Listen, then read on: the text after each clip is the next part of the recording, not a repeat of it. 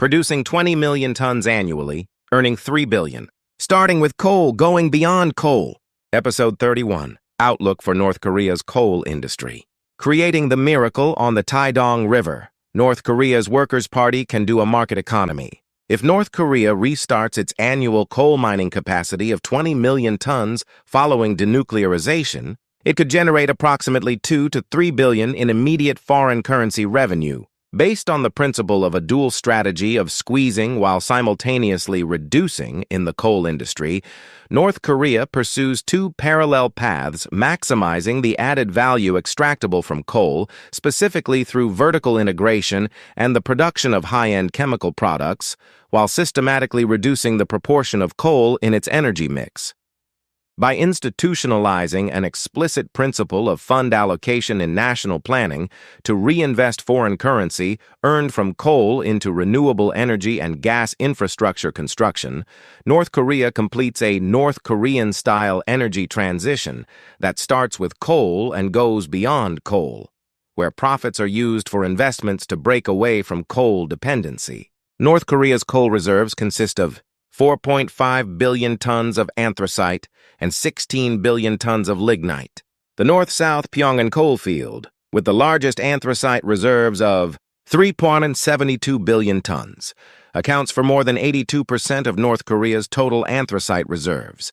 The South Pyongan Anju coal field accounts for more than 50% of North Korea's total lignite production. North Korea produced 43 million tons of anthracite coal annually in the late 1980s, but production plummeted to a low of 20 million tons during the arduous march of the 1990s due to a combination of labor shortages, power shortages, aging facilities, deepened mining depths, and natural disasters. Currently, production is estimated to be between 20 and 30 million tons. North Korea does not produce bituminous coal-coking coal, which is necessary for its metal and steel industries, and therefore relies entirely on imports. This constitutes a structural bottleneck for the steel industry. Anthracite coal exports to China, which account for more than 40% of North Korea's total exports, have been negatively affected by falling export unit prices from $102 in 2011 to $73.4 in 2014,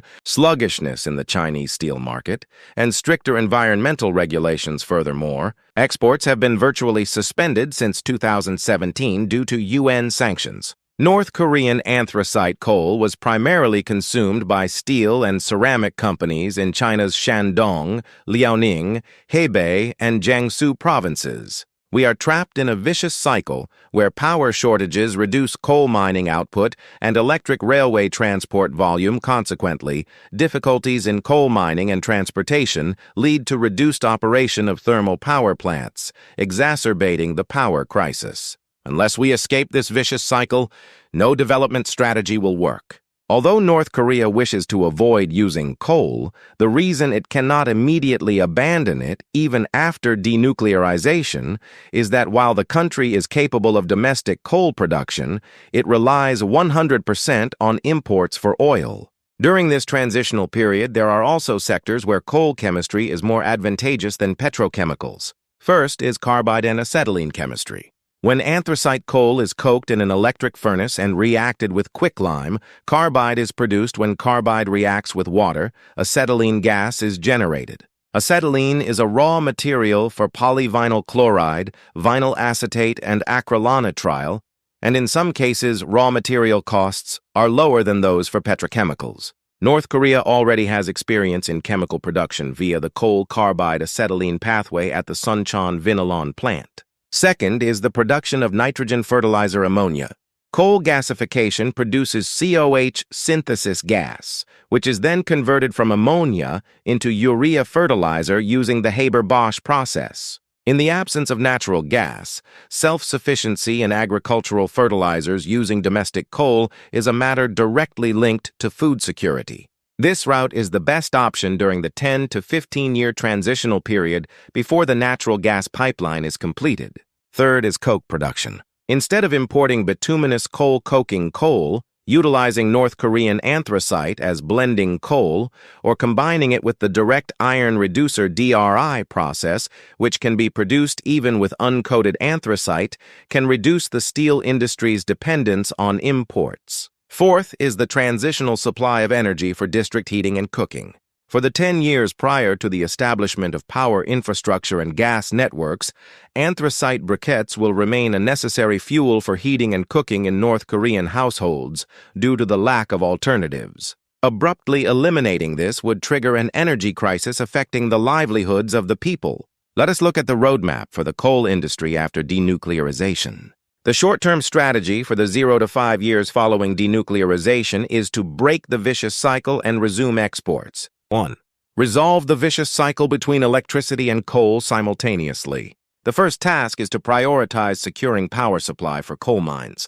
We must first resolve the mining and transportation needs of coal mines through direct connection to the South Korean power grid or the emergency supply of solar power and generators. Once power is secured for coal mines, coal production increases, and when the produced coal is supplied to thermal power plants, a virtuous cycle begins in which overall power generation increases. Breaking the first link of this vicious cycle is the key task for the short term. 2. Urgent modernization of coal mine facilities. Mining equipment at the core mines of Kachon, Deokchon, Suncheon, and Bukchang in the north-south Pyongan coal field will be urgently replaced.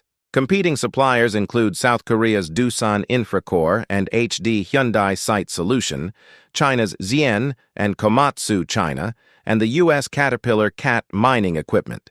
Productivity can be boosted to 2 to 3 times current estimates simply by replacing underground coal miners, transport conveyors, ventilation equipment, and drainage pumps. Coal mine facility modernization is a sector where initial investment costs are lower compared to oil refineries and power plants, and profits can be realized quickly. 3. Immediate resumption of anthracite coal exports to China. Exports of anthracite coal to China will be resumed immediately upon the lifting of UN sanctions. China's major consumption centers are steel and ceramic companies in Shandong, Liaoning, Hebei, and Jiangsu provinces, where existing demand for North Korean anthracite coal has already been established. However, moving away from simple raw coal exports, the unit price per ton will be increased by exporting coal after primary processing, such as washed coal, beneficiated coal, and briquettes. Resuming an annual production of 20 million tons would enable immediate foreign currency earnings of approximately $2 to $3 billion, based on current international market prices of $100 to $150 per ton. 4. Securing a self-sufficiency system for ammonia and urea fertilizers. One of the most urgent livelihood tasks immediately after denuclearization is the normalization of agricultural fertilizer supply. The existing coal gasification ammonia urea production lines at the Suncheon and Hungnam fertilizer plants will be urgently repaired. With technical support for ammonia from South Korea's Lotte Fine Chemical and OCI and Germany's ThyssenKrupp, the operating rate will be restored from the current 30–40% to over 80%. The estimated annual foreign currency savings of $100 to $200 million resulting from fertilizer self-sufficiency will be diverted to other development investments. The midterm strategy for 5 to 15 years involves the parallel pursuit of high-value-added coal chemistry and gradual decarbonization. 5. Shift anthracite coal exports from raw coal to high-value-added products. The limitations of raw coal exports are price volatility and dependence on the Chinese single market. In the medium term, we will shift to exporting high-value added chemical products made from anthracite coal. The production of PVC resin via carbide is the most realistic option. PVC is used for construction pipes, window frames, and flooring, and there is significant demand for it in both infrastructure construction and exports in North Korea. The produced PVC resin is exported to the construction materials markets in China and South Korea. Currently, the carbide route specifically, coal carbide acetylene PVC, is a technology in which China accounts for 70% of global production. If North Korea acquires this technology from China, it will gain immediate competitiveness. The route of carbide acetylene 1,4 butyneediol spandex raw materials is also promising. Spandex elastic fibers are a key raw material for sportswear, swimwear, and underwear, and there is high demand from the textile industries in China and South Korea. The production of dimethyl ether via coal methanol dimethyl ether serves as an LPG substitute fuel and a chemical intermediate, making it feasible for both domestic fuel supply and export to North Korea. 6. Achieving the conversion of low-grade resources into high-value added ones through the utilization of lignite. With 16 billion tons of lignite reserves, its calorific value is low at 2,000 to 4,000 TWh per ton, making it uncompetitive as a direct fuel. However, it can be converted into value for the following three uses. Activated carbon is manufactured from lignite through the process of lignite semicoke refractory carbonization. Activated carbon is a high-value product traded at $1 to $10 per kilogram in the fields of water treatment, air purification, and food refining. Lignite-based activated carbon production offers a return on investment 10 to 20 times higher than that of low-value raw coal. Humic acid is extracted from lignite. Humic acid is a key component of soil conditioners and organic fertilizers, and demand for humic acid extracted from lignite is surging in the international market alongside the expansion of organic agriculture. Significant synergy can be achieved by linking this with the organic farming of the Gangneung Green Demonstration Zone. The lignite synthesis gas ammonia nitrogen fertilizer pathway applies identically to the previously mentioned anthracite pathway, but lignite is more advantageous as a long-term fertilizer raw material due to its much larger reserves. 7. Selective restructuring of coal production is necessary. In the medium term, once power supply stabilizes and the Russian gas pipeline is connected, coal consumption for power generation will gradually decrease. At this stage, instead of maintaining all coal mines, a selective restructuring should be pursued to focus on high-quality mines for chemical raw materials and exports, while low-quality and aging mines are phased out. In the case of South Korea, the coal industry rationalization policy implemented since 1989 reduced the number of coal mines from 347 in 1988 to just 4 in 2021. However, this process was accompanied by support for workers in mining regions and the development of alternative industries. North Korea should also refer to this South Korean model and design a transition plan in advance to attract alternative industries such as renewable energy, tourism, and manufacturing to closed mining areas. The long-term strategy spanning 15 to 30 years is the structural departure from coal dependence and the completion of this transition. 8. Complete replacement of coal for power generation. Once the power generation portfolio is diversified within 15 years to include LNG combined cycle power, small modular reactors (SMRs), offshore wind and solar power, aging coal-fired power plants such as Bukchang and Cheongcheonggang will be sequentially decommissioned. The sites of these closed power plants will be repurposed for industrial complexes, logistics warehouses, and data centers. Once coal consumption for power generation approaches zero, the remaining coal production will be entirely exported or converted into chemical raw materials. 9. Gradual replacement of coal chemistry with gas chemistry. Following the completion of the Russian natural gas pipeline, the raw materials for ammonia and methanol production will be switched from coal to natural gas. Natural gas-based production will outperform coal-based production in terms of energy efficiency, carbon footprint, and product quality. PVC will transition from a coal-based carbide route to a gas-based ethylene oxychlorination route. This transition will not occur all at once, but will take place sequentially over 10 to 15 years, unit by unit. 10. Coal chemistry will be sustained under the condition of carbon capture and storage. Some coal chemical processes, such as those involving carbide, activated carbon, and humic acid, which are difficult to completely replace, will be continued by applying carbon capture and storage (CCS) technology. The captured CO will be recycled for the production of calcium carbonate, a raw material for cement, and urea fertilizer. In response to the EU Carbon Border Adjustment Mechanism (CBAM), coal chemical products utilizing CCS can obtain low-carbon certification, thereby maintaining export competitiveness. 11. Industrial transition in coal mining regions is necessary. Transition training for coal miners is essential as coal production declines in the long term.